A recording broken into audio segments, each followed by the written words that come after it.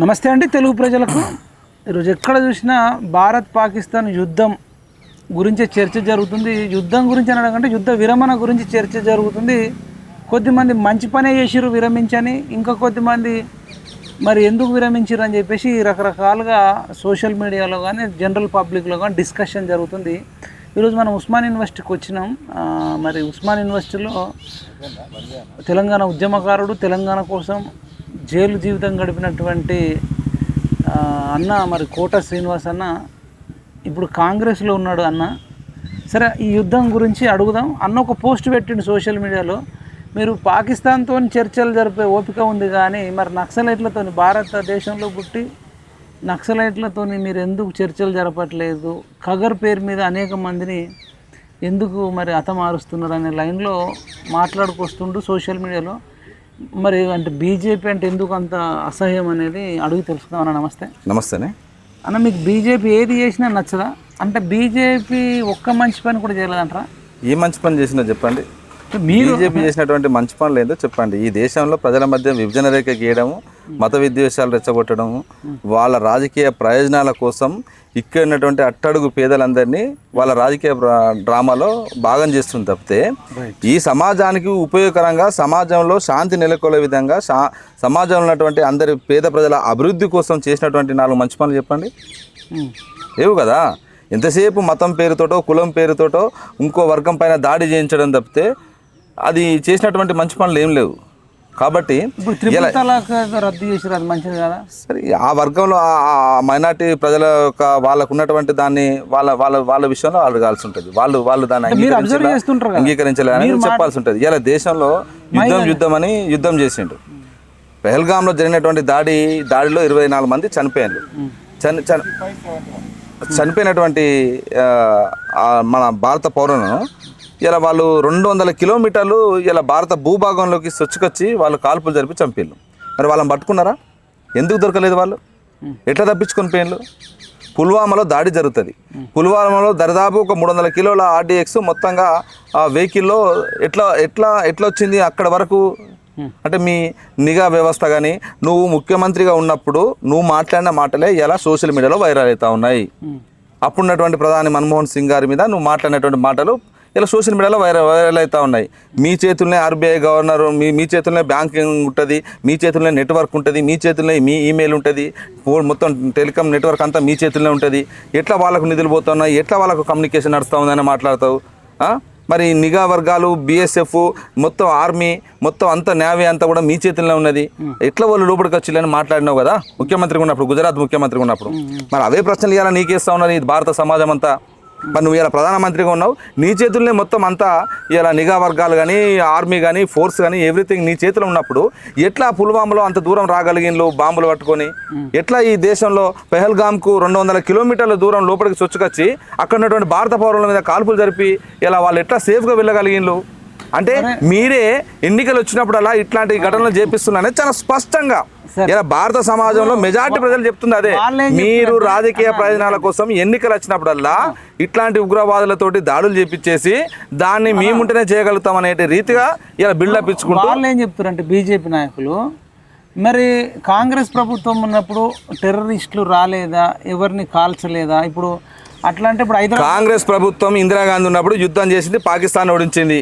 నువ్వు ఇప్పుడు యుద్ధం చేస్తాను, యుద్ధం మొదలు పెట్టావు కదా, ఎందుకు సీజ్ ద ఫైర్ చేసినావు చెప్పాలి మాకు, ప్రజలకు, భారత ప్రజలకు సమాధానం చెప్పాల్సిన అవసరం ఉంది. ఎందుకు నిన్ను కాల్పులు విరమించమన్నారు? నువ్వు 24 మంది కోసం ఆయన పోయి నువ్వు దాడులు చేసినా అని చెప్పినావు, శత్రు శిబిరాలు, ఉగ్రవాద శిబిరాలు ధ్వంసం చేసినా అని చెప్పినావు. పాకిస్తాన్ జరిపిన కాల్పులలో సాధారణ ప్రజలు కూడా మళ్ళీ భారత పౌరులు చనిపోయారు కదా, అంతకంటే ఎక్కువ మళ్ళీ మనం 31 మంది దాకా చనిపోయాలని ఒక పూట అర్ధగంట సేపు ఇలా సోషల్ మీడియాలో కానీ మిగతా టీవీలలో వచ్చింది. తర్వాత మళ్ళీ దాన్ని బ్రేక్ చేసేసి ఎందుకు వాస్తవాలను ఎందుకు కప్పిపెడతా ఉన్నారు? నేను ఉగ్రవాద శిబిరాల మీద దాడి చేయంగా ఇప్పుడు దాడి చేసినావు, యుద్ధం మొదలుపెట్టినావు. ఈ దేశ ప్రజలందరూ నీకు విన్నదానిగా ఉన్నారు. చలో కానిచ్చేసి తాడోపేడ తేల్చుకుందామని చెప్పారు కదా. ఇలా పార్టీలో ఖచ్చితంగా మా నాయకుడు రాహుల్ గాంధీ గారు కూడా అవుట్ రైట్గా సపోర్ట్ చేస్తున్నాం, ఆర్మీకి అవుట్ రైట్ సపోర్ట్ చేస్తున్నాం. ఆర్మీ చేసినటువంటి పోరాటానికి మేము ఈ దేశ రక్షణ విషయంలో ఎట్టి పరిస్థితుల్లో రాజీ లేదు, భారత ఆర్మీకి మేము అవుట్ రైట్గా సపోర్ట్ చేస్తున్నాం అని చెప్పారు. చెప్పినప్పుడు మీరు యుద్ధాన్ని ఎందుకు ఉన్న ఫలంగా ఆపేసిల్లు? ఇప్పుడు ఒక జవాన్ మాట్లాడుతుంది, మీరు వినండి. అంటే నేను చేసి మీరు వినండి. యుద్ధం చేయండి చేయండి చేయండి. యుద్ధం చేసేది ఎవరు? జవాన్ కదా. ఒకసారి నేను ఒక వీడియో పోస్ట్ చేస్తున్నా, చూడండి. బాత్రూమ్ కాడ ఒక జవాన్ పడుకున్నాడు.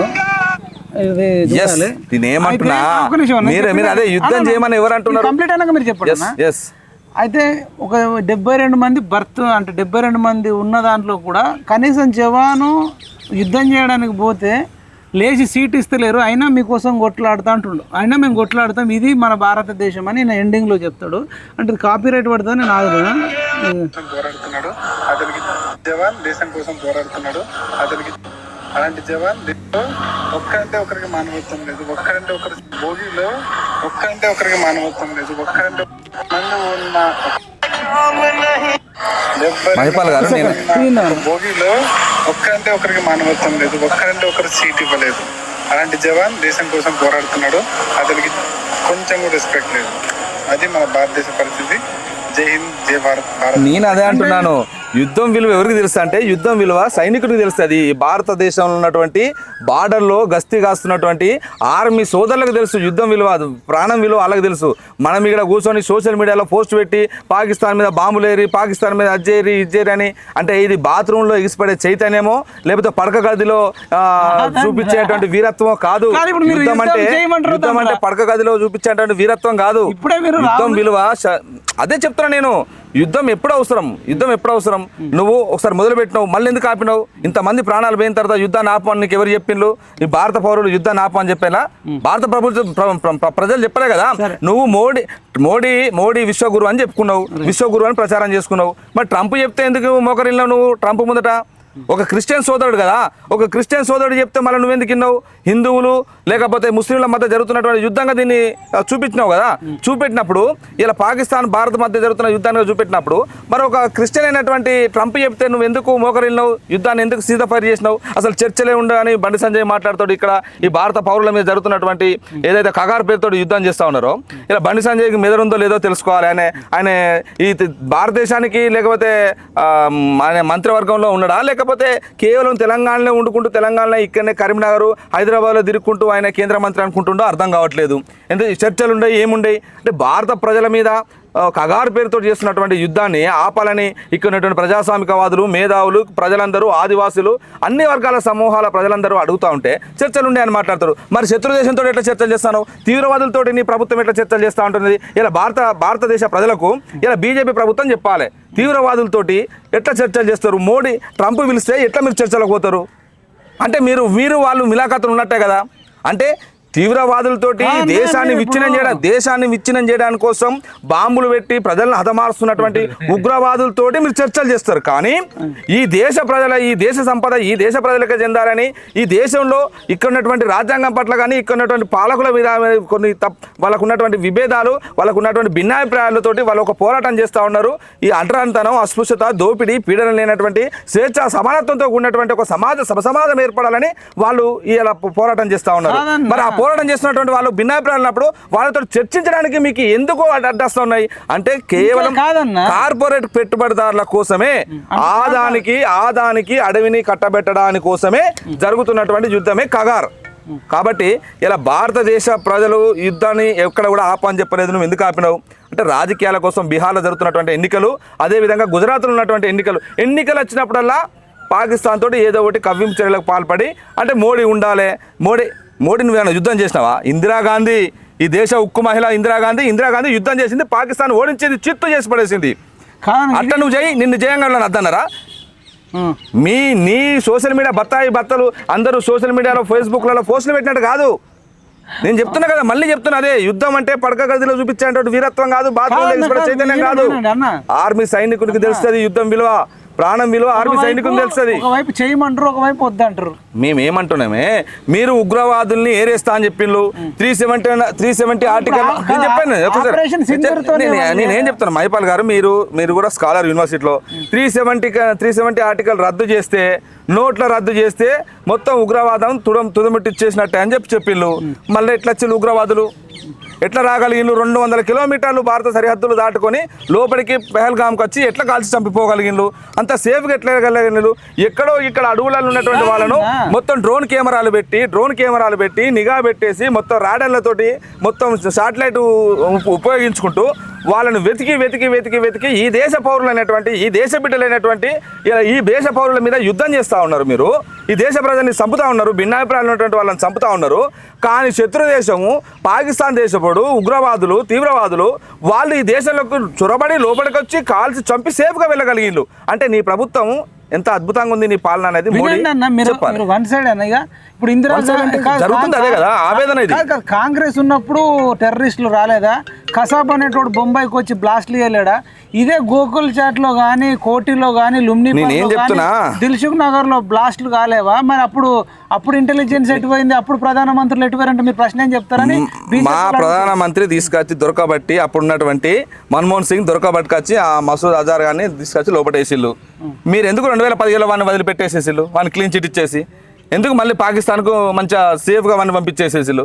అంటే తీవ్రవాదుల్ని కాంగ్రెస్ ప్రభుత్వమో అప్పుడున్నటువంటి ప్రభుత్వమో దొరకబట్టేసి వాళ్ళను జైల్లో పెట్టి నిర్బంధించేసి వాళ్ళకి శిక్ష ఇద్దామని చూస్తుంటే మీరు 17లో వాళ్ళని ఎందుకు రిలీజ్ చేసిరు? మీ ప్రభుత్వం వచ్చినాక భారతీయ జనతా పార్టీ అధికారంలోకి వచ్చినాకనే కదా వాళ్ళు వదిలిపెట్టేసింది. వాళ్ళు బ్లాక్ మెయిల్ చేస్తేనే కదా వదిలేసారు. ఇక్కడ మహిపాల్ గారు మనం ఎన్ని మాట్లాడుకున్నా బ్లాక్ మెయిల్ కాదు, చెప్పేదండి ఇక్కడ ఎన్ని మాట్లాడుకున్నా ఈ దేశంలో ప్రజలను మెజార్టీ ప్రజలను ఇలా ఇక్కడ ఉన్నటువంటి కింది కులాలు ఉన్నటువంటి వాళ్ళు మాత్రమే ఈ దేశంలో ఆర్మీలో పనిచేస్తూ ఉన్నారు. సంపన్న కుటుంబీకులు ఎవ్వరు కూడా ఆర్మీలోకి పోరు. అంటే ఆకలికో లేకపోతే అంటరానితనమో రకరకాల ఇబ్బందులు ఉండాలి ఉన్నటువంటి పేదరికంతో ఇలా ఆర్మీలో పోయి ఈ దేశాన్ని రక్షణ కోసం చేస్తూ కాస్త వాళ్ళ కుటుంబాన్ని కాపాడుకోవడం కోసం ఆర్మీలో పోయి పనిచేస్తున్నటువంటి బిడ్డలు ఇలా ప్రాణాలు కోల్పోయిన ఇలా మురళీ నాయక్ లాంటి వాళ్ళు. కాబట్టి ఎవరు చనిపోతూ ఉన్నారు యుద్ధంలో కూడా? ఏ వర్గం వాళ్ళు చనిపోతూ ఉన్నారు? అట్టడుగు పేదలు చనిపోతూ ఉన్నారు. కాబట్టి ఒకసారి మీరు యుద్ధం మొదలుపెట్టినప్పుడు యుద్ధం వద్దని అందరు కోరుకున్నారు శాంతిని. యుద్ధం వద్దని వాళ్ళందరినీ పాకిస్తాన్ పోమని చెప్పిళ్ళు. శాంతిని కోరుకున్నటువంటి వాళ్ళను చాలామంది ఈ దేశంలో ఉన్నటువంటి ఇంటెలెక్చువల్స్ మేధావులు అందరూ ప్రజా సమూహంతో కూడా యుద్ధంతో నష్టం జరుగుతుంది, యుద్ధంతో ఆర్థిక చెప్పేదినండి, యుద్ధం వద్దని ఫస్ట్ చెప్పారు. అప్పుడు ఏమన్నారు? భారతీయ జనతా పార్టీలో పనిచేస్తున్నటువంటి కొంతమంది సోషల్ మీడియా వారియర్లు ఏం మాట్లాడిళ్ళు? యుద్ధం అన్నాడు ఇక్కడ ఎవడు ఉండద్దు, యుద్ధం అద్దన్నాడు ఎవడు ఉండద్దు, అందరు పాకిస్తాన్ వెళ్ళిపోవాలన్నారు.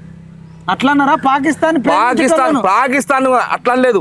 యుద్ధం అద్దన్న వాళ్ళు మీరు చూడండి, ఫేస్బుక్ లో చూడండి, సోషల్ మీడియాలో చూడండి. పవన్ కళ్యాణ్ కూడా అన్నాడు పాకిస్తాన్ ని ప్రేమించే పాకిస్తాన్ కి. మైపాల్ గారు మనం తప్పుడు మాట్లాడద్దు. పాకిస్తాన్ ప్రేమిస్తాడు ఎవడున్నాడు ఈ దేశంలో పాకిస్తాన్? నేను పాకిస్తాన్ ఎందుకు ప్రేమిస్తాను? భారత పౌరుని, ఈ దేశ పౌరుణ్ణి. ఎవడో అంటే ఎవడో వాని గురించి నాకెందుకు చెప్తారు?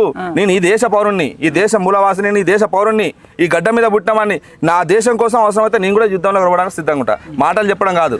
రమ్మనండి, ఎవడు వస్తారు రమ్మనండి. అయిపోయినాక మీ పార్టీలోనే నేను పాకిస్తాన్ ని ప్రేమిస్తా అని చెప్పిన ఎవరి పేరు చెప్పకండి, నేను చెప్తానండి. వాళ్ళు మాట్లాడినటువంటి సందర్భాన్ని ముందున్నదంతా కట్ చేసేసేసి ఏదో ఒక బిట్ తీసుకొచ్చేసి ఇలా సోషల్ మీడియాలో ఏ వచ్చిన తర్వాత దాన్ని అంతా మిక్స్ చేసి చూపెట్టేటువంటి వాళ్ళు ఉన్నారు. ముందు వెనుక ఏది ఉన్నప్పుడు పాకిస్తాన్ ను ప్రేమించాల్సిన అవసరం మనకు లేదు కదా అంటున్నారు. ఎట్టి బస్సు లేదు.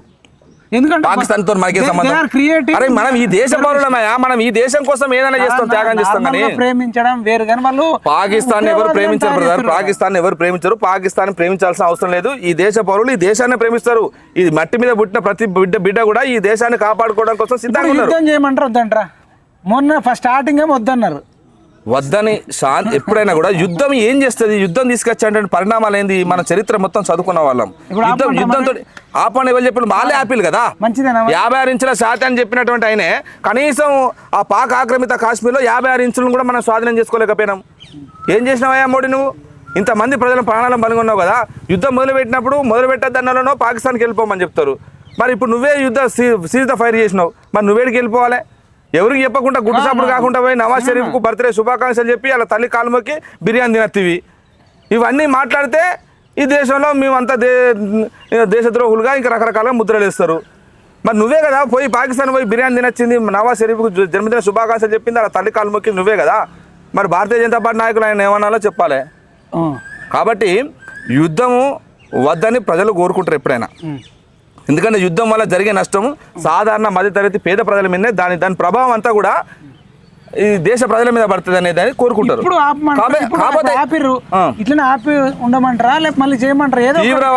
తీవ్రవాదాన్ని ఉగ్రవాదాన్ని తుదముట్టిస్తా అని చెప్పి ఎందుకు మళ్ళీ వెనుక తగ్గిండు, ఎందుకు తీవ్రవాదాన్ని తుదముట్టించలేదు, ఎందుకు పాక్ ఆక్రమిత కాశ్మీర్ తోటి ఊకే పేచేయింది. భారత ప్రజలందరూ సుముఖంగా వ్యక్తం చేసిళ్ళు. చలో తేలుస్తా అంటున్నావు యుద్ధం తేల్చి మరి ఒకసారి పాక్ ఆక్రమిత కాశ్మీర్ను మనం స్వాధీనం చేసుకుందాం, మన భారత భూభాగాన్ని కలుపుకుందాం, యుద్ధం చేస్తా అంటున్నావు, చెయ్యి మేమంతా మద్దతున్నామని చెప్పిళ్ళు. మరి ఉన్న ఫలంగా ట్రంప్ పిలిచిన వాళ్ళే ఎందుకు మోకరిల్లిపోయింది అనేది చెప్పాలి, భారత ప్రజలకు సమాధానం చెప్పాలి. అది చెప్తలేరు కదా. నిన్న ప్రెస్ మీట్లో మాట్లాడలేదు. ఏం చెప్పిండు ప్రెస్ మీట్లో? ఏం చెప్పిండు ప్రెస్ మీట్లో? ఏమన్నా మా సాధించిన విజయాలు ఏమైనా చెప్పిండా? పాక్ ఆక్రమిత కాశ్మీర్ ఏమైనా స్వాధీనం చేసుకున్నారా? లేకపోతే అక్కడ ఉన్నటువంటి తీవ్రవాదులను గిల్లం చంపినామని చెప్పిలా?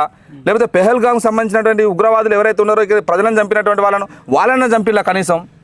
ఏం చెప్పలే కదా. అదంతా రికార్డెడ్ వీడియో. మోడీ ఎప్పుడైనా మీడియా ముందుకు వచ్చి మాట్లాడతారా? మీడియా ముందు మాట్లాడడానికి మనం చూసినామా? అంతా రికార్డ్ చేసి ఆ రికార్డు వీడియోను వదిలిపెడతారు, దాన్ని ప్రెస్ మీట్ అని చెప్తారు. ఎవరు నమ్మాలని, ఎవరికి నమ్మిస్తారు? ప్రజల్ని ఎంతకాలం మోసం చేస్తారు? ఈ దేశ ప్రజల్ని ఎంతకాలం మోసం చేస్తారు? మతం పేరుతోటి, కులం పేరుతోటి రాజకీయాలు పులిమి దేవుళ్ళను రాజకీయాల్లోకి తీసుకొచ్చేసి దేవుళ్ళ పేరుతోటి రాజకీయాలు చేసుకుంటూ ఇలా ప్రజల్ని మభ్యపెట్టి మోసం చేసి ఇలా పాలన చేయాలని చూస్తున్నారు. ఇది ఈ దేశంలో ఉన్నటువంటి మెజార్టీ సమస్యల్ని పక్కదారి పట్టించడానికి కోసమే ఇది చేసినటువంటి మనకు స్పష్టంగా కనబడతా ఉంది. ఎస్, నువ్వు అందరూ అకౌంట్ ఓపెన్ చేసుకోండి డబ్బులు వేస్తా అని చెప్పిండు, నీకు పడ్డాయా? అది వేరేంది, మళ్ళీ అది వేరేంది. ఇవన్నీ సమస్యలు ఉన్నాయి బీజేపీ మీద, ఇవన్నీ అడుగుతున్నారు. ఇవన్నీ అడగకుండా చేయాలంటే ఒకటి యుద్ధం మొదలు పెట్టాలని పెట్టిండు. యుద్ధం మొదలు పెట్టాలంటే ఇప్పుడు టెర్రరిస్టులను వాళ్ళు వచ్చి కాల్చింది అయితే వాస్తవమే కదా. వాళ్ళు ఎట్లా వచ్చిళ్ళు అంటే వీళ్ళ నువ్వు నీ పాలన ఏం చేస్తున్నది? నీ నిఘా వర్గం ఏం చేస్తుంది? నీ పాలన ఏం చేస్తున్నది? మరి కాంగ్రెస్ 200 కిలోమీటర్లు పహల్గామ్ లో 200 కిలోమీటర్ల లోపల స్వచ్ఛగా రాగలి అంటే నువ్వు ముఖ్యమంత్రి కానీ ప్రశ్నలు కానీ ఇప్పుడు వాళ్ళు ఒకటే అంటారు. మరి ఇందిరాగాంధీని చంపారు కదా, అప్పుడు ఇంటెలిజెన్స్ ఎటుపోయింది అడుగుతున్నారు. ఏం చెప్తావు దానికి? ఎప్పుడు ఇందిరాగాంధీని చంపింది ఎవరు? ఎవడో చంపిండు. ఎవడో చంపినట్టు ఎట్లా మైపాల్? గన్మెన్లో చంపారు కదా. అదే మరి నువ్వు తీవ్రవాదులు ఎక్కడో వచ్చి చంపలేదు జరిగింది నష్టం. అరే అది ఇక్కడ ఈ దేశంలో జరిగినటువంటి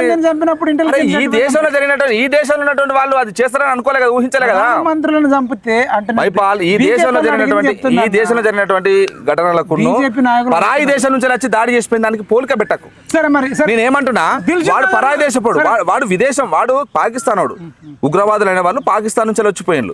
ఇది ఈ దేశంలో జరిగినటువంటి దానికి ముడి పెట్టాలి. ప్రధానమంత్రులు కాదంటారు. దిల్సుఖ్ నగర్ లో పేర్లు, కోటిలో పేర్లు, లుంబిని పార్క్ లో పేర్లు, ముంబై పేర్లు, వీటప్పుడు వాళ్ళందరినీ పట్టుకున్నారు, వాళ్ళందరినీ జైల్లో పెట్టి వాళ్ళందరినీ పట్టుకున్నారు. ఇంటెలిజెన్స్ అని వాళ్ళ అధికారులు అడగాలనే.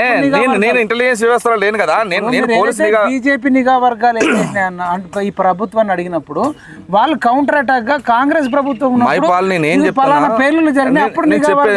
అసలు బీజేపీ వచ్చిందే ఉగ్రవాదాన్ని తుదముట్టిస్తామని, ఉగ్రవాదాన్ని తీవ్రవాదాన్ని లేకుండా చేస్తామని ప్రజలకు చెప్పినటువంటి మాట. మరి ఏది నీ ప్రాణంలో కూడా అది పుల్వామాలో జరిగింది, పహల్గామ్లో జరిగింది, ఇట్లాంటివి జరుగుతూనే ఉన్నాయి.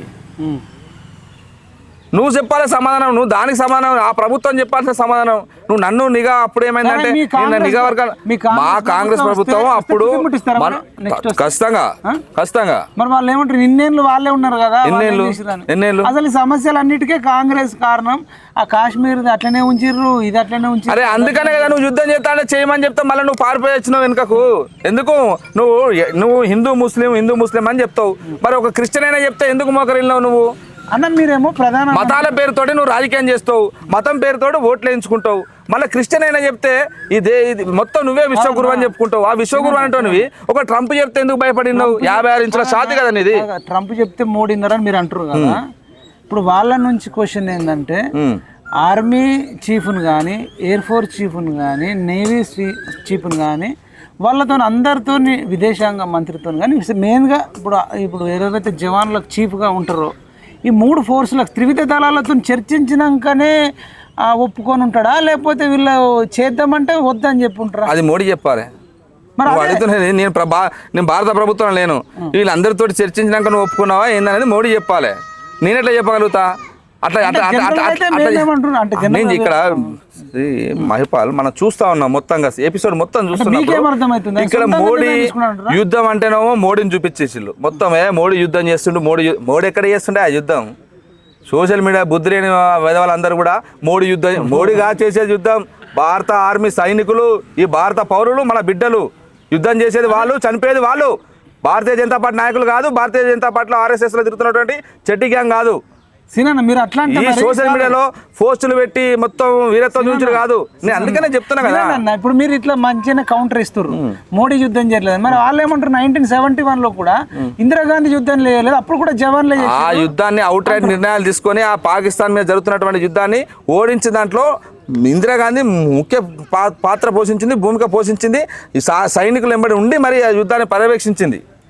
ఆమె సైనికులతో అవును, మరి చూడండి, మీకు విజువల్స్ ఉన్నాయి కదా, వీడియోస్. పర్యవేక్షణ చేయట్లేదు, ఎడ చేసిండు, చేతి ఏం చేసిండు, మళ్ళీ ఎందుకు సీజ్ ఫైర్ చేసిండు, వాళ్ళని అడిగి సీజ్ ఫైర్ ఎందుకు చేసిండు అంటున్నా. ఇంత నష్టం జరిగినాక మళ్ళీ ఎందుకు వెనక తగ్గిండు అంటున్నా. వివిధ దళాలతో డిస్కస్ చేసి మైపాల్, ఇదంతా యుద్ధకాంక్ష ఎవరికి ఉంటుందంటే పెట్టుబడిదారి వర్గమైనటువంటి ఆయుధ వ్యాపారం చేసేటువంటి అమెరికానికి ఉంటుంది. చెప్పేది మనం వాస్తవాలు మాట్లాడుకుందాం. ఆయుధ వ్యాపారం చేసేటువంటి అమెరికానికి ఇదంతా యుద్ధకాంక్ష ఉంటుంది. ఎందుకంటే ఈ యుద్ధం జరగాలి, యుద్ధం జరగడం ద్వారా ఇటు వీళ్ళకు ఆయుధాలు ఈ రెండు దేశాలకు ఆయుధాలు అమ్ముకొని వ్యాపారం చేసుకోవాలనేటువంటి కాంక్ష అమెరికాకు ఉంటుంది. మీరు చూడండి, IMF నుంచి వెళ్ళి 8,500 కోట్లు పాకిస్తాన్కు ట్రంప్ శాంక్షన్ చేసిండు. అంటే యుద్ధం భారతదేశానికి నేను మద్దతు ఇస్తున్నా అని చెప్తున్నాడు. మళ్ళీ పాకిస్తాన్కు 8,500 కోట్లు ఇలా ట్రంప్ ఇచ్చిండు IMF నుంచి వెళ్ళి. ఎట్లా ఇస్తారండి? భారత ప్రభుత్వానికి మేము భారత తీసుకున్న నిర్ణయానికి వైపే ఉంటామని చెప్పినప్పుడు మళ్ళీ పాకిస్తాన్కు నువ్వు నిధులు ఎందుకు ఇచ్చినావు? ఆ నిధుల నుంచి వెళ్ళి మళ్ళీ ఏం చేసిండు? అక్కడ నుంచి ఆయుధాలు అమ్మిండు, అమెరికా నుంచి ఆయుధాలు అమ్మిండు. అంటే చూడు, ఈ రెండు దేశాల మధ్యన చిచ్చు పెట్టి ఈ కొట్లాడబెట్టి ఆయుధాలను వ్యాపారం చేసుకునేటువంటి అమెరికా అంటే మన ప్రభుత్వం, మన మోడీది కూడా ఉంది కదా. నువ్వు ఎట్లా అంటే నువ్వు ట్రంప్ చెప్తే నువ్వు ఎందుకు వినాలండి? ఈ దేశ ప్రజలు చెప్తే వినాలి. నువ్వు ఈ దేశ ప్రజలు వద్దంటే నువ్వు పాకిస్తాన్ వెళ్ళిపోవాలని మాట్లాడతారు. ఇంకొకటి సీనన్న, ఇది ఇంకా ఈ చర్చలు ఉన్నాయి, చర్చలు మనం పెట్టిన డిమాండ్లు ఒప్పుకోకపోతే ఇది కంటిన్యూ అయ్యే ఛాన్స్ ఉంటుంది కదా. చర్చలకు ఇప్పుడు ఇంకా ఏం కంప్లీట్ కాలే కదా. చర్చలు జరుగుతాయి. ఉగ్రవాదులతో చర్చలు ఏందండి, తీవ్రవాదులతో చర్చలు ఏంది? ఈ దేశ పౌరులు అనేటువంటి నేను అదే చెప్తున్నాను. ఈ దేశ పౌరులు ఈ దేశంలో ఈ తెలంగాణ గడ్డ మీద పుట్టినటువంటి బిడ్డలు, ఛత్తీస్గఢ్లో పుట్టినటువంటి బిడ్డలు, జార్ఖండ్లో, మహారాష్ట్రలో, మధ్యప్రదేశ్లో, మన ఒడిస్సాలో పుట్టినటువంటి ఈ దేశ పౌరులు అనేటువంటి ఈ దేశ బిడ్డలు భిన్నాభిప్రాయాలు ఉండి వాళ్ళు ఒక పంతాన్ని ఎన్నుకొని ఈ రాజకీయ నాయకులు చేసినటువంటి మోసాలు, సమాజంలో ఉన్నటువంటి దోపిడీ, పీడన, అసమానతలకు వ్యతిరేకంగా వాళ్ళు ఉద్యమంలోకి వెళ్ళారు. ఆ ఉద్యమం నుండి వాళ్ళు సీజఫైర్ చేసి మేము చర్చలకు దీన్ని అంటే శాంతి భద్రత సమస్యగా చూడొద్దు, ఇది సామాజిక, ఆర్థిక, రాజకీయ సమస్యగా చూడాలి, మేము చర్చలకు మేము వస్తాం, మా చర్చించండి అంటామో మేము చర్చించము, వాళ్ళతో చర్చలు లేవు, నో డైలాగ్స్. అయితే చావడం సపోర్ట్ చేస్తారా అన్న? నేనే నక్సలైట్లకు సపోర్ట్ ఏంటంటే వాళ్ళు ఎవరండి? వాళ్ళు భిన్నాభిప్రాయాలు ఉండొచ్చు. తుపాకీ పట్టడాన్ని మీరు సపోర్ట్ చేస్తారా? అవును, అదే చెప్తున్నా. వాళ్ళు ఆయుధాలు, మీరు ఒక పార్టీలో జాయిన్ మైపాల్, నేను ఏమంటున్నాను, వాళ్ళ ఆయుధాలు బట్టి కొట్లాడుతున్నారు కాబట్టి అది ఉండద్దు అనేది అన్నప్పుడు చర్చిస్తామన్నప్పుడు, చర్చలు అన్నప్పుడు ఎందుకు చర్చించారు అంటున్నాను. ఆయుధాలు పట్టేటోళ్ళతో చర్చలు ఉంటాయని వాళ్ళు అంటారు. అంటే వీళ్ళతో ఎందుకు చర్చిస్తాను? వీళ్ళు ఆయుధాలు పట్టలేదా? తీవ్రవాదులు, పాకిస్తాన్ తీవ్రవాదులు, ఉగ్రవాదులు ఆయుధాలు పట్టారు. తీవ్రవాదులను ఒప్పుకుంటారా? ఎవరు తీవ్రవాదులు? వాళ్ళు తీవ్రవాదులు ఎట్లయితారు? మరి కానప్పుడు అదే ప్రజలలో ఉన్నటువంటి అసమానతలకు వ్యతిరేకంగా పోరాటాలు చేసి వాళ్ళు ఉద్యమాలు చేసి వాళ్ళు కరెక్ట్ సీన్. ఇప్పుడు మీరు ఉన్నారు, మీకు కూడా చాలా రాడికల్ ఆలోచనలు ఉండొచ్చు, చాలా సార్లు వ్యవస్థను చూసి బాధ అనిపించవచ్చు, వాడిని చంపితే బాగుంటుందని కూడా మీకు అనేక సార్లు అనిపించి ఉంటుంది ఎవడన్నా తప్పు చేసినని. కానీ మీరు ఏం చేసారు? ఒక ప్రజాస్వామ్యం బద్దంగా మీ ఐడియాలజీకి నచ్చిన ఒక పార్టీలో జాయిన్ అయ్యి కొట్లాడుతారు. మీరు పిలుపునియండి, నక్సలైట్లు అందరూ వచ్చి కాంగ్రెస్ పార్టీలో జాయిన్ కావచ్చు, లొంగిపోండి అని చెప్పొచ్చు. అరే నేను ఎందుకు పిలుపునిస్తా అండి? వాళ్ళు ఆల్రెడీ చర్చలకు వస్తా అంటున్నప్పుడు చర్చించవచ్చు కదా వాళ్ళతోటి. వాళ్ళకు ఇది భారత రాజ్యాంగం పట్ల వాళ్ళకు నమ్మకం కల్పించేసి మేము చేయడానికి సిద్ధంగా చెప్పొచ్చు కదా. వాళ్ళు వచ్చి ప్రజా జీవితంలో కలిసిపోండి అంటారు. నేను ఏమంటున్నా, ప్రజా జీవితంలో కలిసిపోవడాన్ని మీరు తప్పు పడుతున్నారు. చర్చించకుండా వాళ్ళు ఎట్లా వస్తారండి? నువ్వు నమ్మకం కల్పించాలి కదా వాళ్ళకు. వాళ్ళ డిమాండ్ నెరవేర్చారు, వీళ్ళు ఒక్కటి కూడా ఎందుకు నెరవేర్చారు? ఎట్లా? గత ప్రభుత్వం వాళ్ళు అడుగుతుంది ఏంది? సమాజంలో ఉన్న అసమానతలు ఇవన్నీ తొలగాలనేది వాళ్ళు మాట్లాడుతూ ఉన్నారు. అంటే వీళ్ళు ఏమంటారు, ఇది తరతరాలుగా ఇప్పుడు చాలా ఏళ్ళ నుంచి నక్సలిజం ఉంది కదా. మరి కాంగ్రెస్ ఉన్నప్పుడు వాళ్ళతో చర్చలు జరిపేసి వాళ్ళను ఒప్పేసుకుంటే అయిపో కదా. ఎందుకు నక్సలిజం ఉంటుంది? నువ్వెందుకు ఇప్పుడు నీ ప్రభుత్వం ఉంది, నువ్వు కాంగ్రెస్ గురించి ఎందుకు మాట్లాడుతున్నావు? అధికారంలో నువ్వు ఉండి ఊరికి మాట్లాడితే కాంగ్రెస్ మీద మాట్లాడుతూ ఉన్నారు. కేంద్రంలో అధికారంలో నువ్వు ఉన్నావు కదా, యుద్ధం చేస్తుంది నువ్వు కదా. ఇక్కడ స్పష్టంగా ఏంటంటే మైపాల్, నేను చెప్తాను మైపాల్, ఇక్కడ స్పష్టంగా ఏంటంటే నువ్వు కగారు పేరుతోటి మార్చి 26 వరకు వాళ్ళను చంపేస్తాం, మొత్తం తుదముట్టిచ్చేస్తాం, లేదంటే లొంగిపోండి లేకపోతే చచ్చిపోండి అనే రీతిగా నువ్వు మాట్లాడుతా ఉన్నావు. నువ్వు తీవ్రవాదం మీద ఎందుకు మాట్లాడవు? డెడ్ లైన్ ఎందుకు పెట్టలేదు? మరి తీవ్రవాదం మీద, పాకిస్తాన్ మీద, పాక్ ఆక్రమిత కాశ్మీర్ను మార్చి 2026 మార్చి వరకు స్వాధీనం చేసుకుంటామని ఎందుకు చెప్పలేకపోతున్నావు? ఇప్పుడు అంతర్గత అంటే నీ ప్రేమేంది వాళ్ళ మీద, ఉగ్రవాదుల మీద నీ ప్రేమేంది? బీజేపీకి ఉగ్రవాదులతో ఎందుకు సంబంధాలు ఉన్నాయి? దొరికిలు కదా చాలా మంది ఉగ్రవాదులకు ఫండింగ్ చేసి కూడా దొరికిలు కదా ఈశాన్య రాష్ట్రాలలో. బీజేపీ ఈశాన్య రాష్ట్రాల అధ్యక్షుడు దొరికింది కదా, వాళ్ళతో వ్యాపారాలు చేస్తూ డ్రగ్ వ్యాపారాలు చేసి దొరికింది కదా. వీడియోస్ నీకు చూపిస్తా, నీకు నేను వట్టిగా చెప్పట్లేదు, వేగ్గా చెప్పట్లేదు మైపాల్, చెప్పాను చూడాలి, ఎందుకంటే అది కూడా చూడాలి, మీరు చూడాలి, ఎందుకంటే ఆధార్ చూపిస్తే సరిపోతుంది. నాకు ఆపరేట్స్ కాదు, నీకు చూపిస్తాను. ఇప్పుడు అతను చేస్తుంటే మొత్తం కేంద్ర ప్రభుత్వం చేయించిందంట. అరే నీకు భారతీయ జనతా పార్టీ రాష్ట్ర స్థాయిలో పనిచేసినటువంటి నాయకుడు చేసిందంటే దాని అర్థం ఏంది? ఇంకోటి చెప్పండి, నేను కాంగ్రెస్ పార్టీ నుండి అట్లాంటి చేస్తే ఊరుకుంటారా మా పార్టీ? సార్ అది చూపించకంటే ముందు కాంగ్రెస్ లో ఉన్నప్పుడు నక్సలైట్లను చంపలేదు, ఎన్కౌంటర్లు జరగలేదా? ఏది అరే జరిగినాయండి, అవన్నిటిని సమీక్షించి అంటే మీరు చంపినప్పుడేమో ఓకే, వేరే పార్టీ చంపొద్దు అంటే ఎవరు చంపిలు? రాజశేఖర రెడ్డి ఉన్నప్పుడు నక్సలైట్లను ఏం చేయలేదా? అరే అవి జరగద్దనే కదా ఇప్పుడు కోరుకునేది, చేయలేదా? అవి జరగద్దనే కదా కోరుకునేది. కేసీఆర్ ఉన్నప్పుడు చేయలేదు. అన్ని రాజకీయ పార్టీలు ప్రభుత్వాలకు వచ్చేదాకానేమో నక్సలైట్లు అనేటోళ్ళు నిజమైన దేశభక్తులు నక్సలైట్ ఎవరు మాట్లాడింది? అది ఎన్టీఆర్ మాట్లాడి తర్వాత ఇప్పుడు కేసీఆర్ నక్సలైట్లు మనోళ్ళే అని కూడా మాట్లాడండి. కేసీఆర్ కూడా అధికారం వచ్చేదాకానే కదా. వాళ్ళు దేశ పౌరులు కాదా? ప్రతి రాజకీయ కూడా అదే చెప్తున్నాడు. అరే ఈ దేశ పౌరులతో నువ్వు చర్చించావు కానీ నువ్వు శత్రు దేశంలో ఉన్నటువంటి తీవ్రవాదులతో ఎట్లా చర్చిస్తావండి? అని ఏ గవర్నమెంట్ చర్చించిందన్న? ఏ గవర్నమెంట్ వాళ్ళని అట్లనే ఉంచారు కదా. టీడీపీ అయినా, బీఆర్ఎస్ అయినా, కాంగ్రెస్ అయినా, ఇంకో పార్టీ అయినా ఎందుకు ప్రతి ఒక్కరు నక్సలైట్లను వాడుకునేటోళ్ళే ఉన్నారు కదా. దేశంలో అక్కడ జరుగుతున్నటువంటి యుద్ధాన్ని ఎన్నికల రాజకీయాల డ్రామాల కోసమే బీజేపీ ఎన్నికలు వచ్చినప్పుడల్లా అక్కడ యుద్ధం చేస్తూ సైనికులను పొట్టన పెట్టుకుంటుంది. మన దేశ సైనికులను పొట్టన పెట్టుకుంటూ యుద్ధాన్ని మధ్యలోనే ఆపేసుకుంటూ దాన్ని అట్లే కొనసాగిస్తూ ఈ దేశంలో అధికారాన్ని కోల్పోకుండా ఉండడానికి కోసం ప్రజలను ఎమోషనల్స్ తోటి ఆడుకుంటూ ఈ రకంగా రాజకీయం చేస్తూ ఉంది.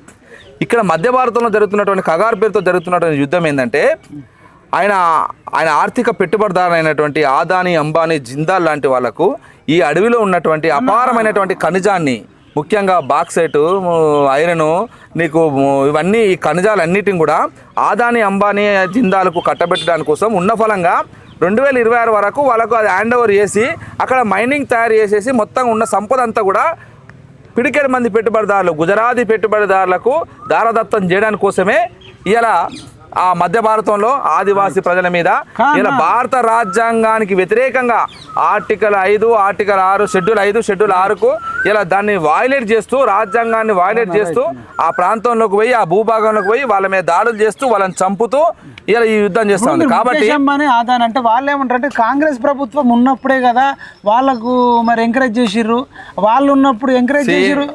మైపాల్ మనం వాస్తవాలు మాట్లాడుకుందాం. ఇలా గుజరాత్ రాష్ట్రం నుంచి ఆర్మీలు ఉన్నటువంటి వాళ్ళు ఎంతమంది? ఇలా నేను చెప్పాను, ఈ గుజరాత్ రాష్ట్రం నుంచి ఆర్మీలో పనిచేస్తున్నటువంటి వాళ్ళు సైనికులు ఎంతమంది? గుజరాత్ రాష్ట్రం నుంచి ఈ దేశంలో పెట్టుబడిదారులు, బీజేపీ వచ్చిన తర్వాత పెట్టుబడిదారులుగా ఎదిగినటువంటి వాళ్ళు ఎంతమంది అనేది ఒకసారి చూడండి. ఇలా బ్యాంకులను మోసం చేసి వేల కోట్ల రూపాయలు అత్యంత పేదవాడైనటువంటి ఇలా వీళ్ళందరూ కూడా గుజరాత్ పెట్టుబడిదారులందరికీ కూడా లక్షల కోట్ల రూపాయలు రుణమాఫీ చేసిండు మోడీ. ఈ దేశ ప్రజలకు నువ్వేం చేసినావా? వేల కోట్ల రూపాయలు రుణమాఫీ చేసిండు కదా. ఆదానికి, అంబానికి, అందరికి, నీరవ్ మోడీకి, వీళ్ళందరికీ చేసిండు కదా. రైతులకు కూడా డబ్బులు వేసిండు. రైతులకు ఏం అంటే 6,000 ఈతాకేసి తాటాకి దొబ్బిపోడు కాదు మైపాల్. నువ్వు ఈ దేశ ప్రజలు ఈ సంపద సృష్టిస్తుంది ఎవరు? ఈ దేశంలో ఉన్నటువంటి శ్రామిక కులాలు, అట్టడుగు కులాలు, ఎస్సీ, ఎస్టీ, బీసీ, మైనార్టీలు ఈ దేశ సంపదను సృష్టిస్తున్నారు. నువ్వు పిడికడ మంది పెట్టుబడిదారులకు, గుజరాత్ పెట్టుబడిదారులకు ఈ సంపద అంతా దోసుకుపోయి వాళ్ళకు పెట్టడానికి కోసం ఇలా నువ్వు మొత్తం ఎక్కడ పడితే అక్కడ ఈ మతం పేరుతోటి ప్రజలను మత్తులో ముంచేసి దేశం ఇదంతా కూడా నాశనం చేస్తున్నది. విధ్వంసకర అభివృద్ధి నమూనాను ఇలా ప్రవేశపెట్టింది భారతీయ జనతా పార్టీ. ఒక విధ్వంసకర అభివృద్ధి నమూనాతోటి ఈ దేశంలో ఇలా మత కల్లోలాలు లేపుతూ, వర్గాల మధ్య, ప్రజల మధ్యన విభజన రేఖ గీస్తూ ఇలా దాడులు చేస్తూ, మాట్లాడితే దాడులు చేయడమే వాళ్ళ పని, మాట్లాడడం ఉండదు. ప్రజాస్వామ్యంలో ప్రశ్నించే హక్కు ఉంటుంది, మాట్లాడుతున్నటువంటి వాళ్ళకు సమానం చెప్పాల్సిన బాధ్యత ఉంటుంది. కాబట్టి ఇలా భారత ప్రభుత్వము ఇలా ఈ దేశ ప్రజలకు సమానం చెప్పాలి. యుద్ధ విరమణ ఎందుకు చేయాల్సి వచ్చింది? ఇంతమంది బిడ్డల ప్రాణాలను పుట్టడం పెట్టుకున్న తర్వాత ఎందుకు యుద్ధంలో వెనక్కి తగ్గాల్సి వచ్చింది? ట్రంప్ చెప్తే నువ్వు వినాల్సిన అవసరం ఏంది? పాక్ ఆక్రమిత కాశ్మీర్ను స్వాధీనం చేసుకోమని ఈ దేశ ప్రజలందరూ నీకు అవుట్ రైట్ గా సపోర్ట్ చేసింది కదా. ఇంకొకటి కూడా సపోర్ట్ చేసినప్పుడు నువ్వెందుకు తగ్గినావు? ఇంకొకటి కూడా అంటారు, మరి ఇలా భారత జవాన్లు ఇప్పుడు నువ్వు మాట్లాడిన మాటలో భారత జవాన్లు కూడా అదే చెప్తా ఉన్నారు. యుద్ధం అంటే మీరు అనుకున్నట్టు కాదు, యుద్ధంలో పోయేది ప్రాణాలు సైనికులయ్యి రాజకీయ నాయకులే కాదని ఒక జవాన్ మాట్లాడినటువంటి వీడియో కూడా ఉన్నది నా దగ్గర. టైంకి దొరుకుతలే అది చూపిద్దాం అనుకున్నా మీకు, కానీ ఆ జవాన్ మాట్లాడుతున్నాడు, మీరు ఫేస్బుక్లలో సోషల్ మీడియాలలో పోస్ట్ పెట్టినంత ఈజీ కాదు యుద్ధం అంటే.